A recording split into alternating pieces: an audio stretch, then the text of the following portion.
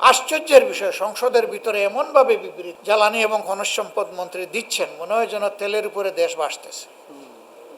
আগামী 2 মাসে নাই কোনো সংকট নাই। আরে ভাই, সংকট যদি না থাকে তাইলে কিলোমিটারের পর কিলোমিটার লাইন কেন গাড়ি আর মোটরসাইকেলের?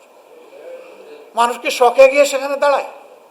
এখন নূতন বয়ান তৈরি করা হচ্ছে, কালকে থেকে দেখলাম যে আসলে তেলের সংকট নাই, তবে কিছু লোক বারবার তেল নিয়ে এটা মজুত করে চুরাই পথে বিক্রি করছে। এটাও আপনাদের ব্যর্থতা এবং ভুক্তভোগী জনগণের মরার উপরে খাড়ার ঘা।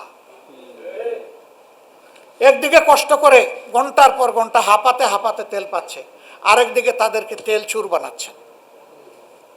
এই চুর কারা? জনগণ কি জানে না? কার বাসঘর, কার গোয়ালঘর থেকে এখন তেলের ড্রাম উদ্ধার হচ্ছে, জনগণ এগুলো জানে না?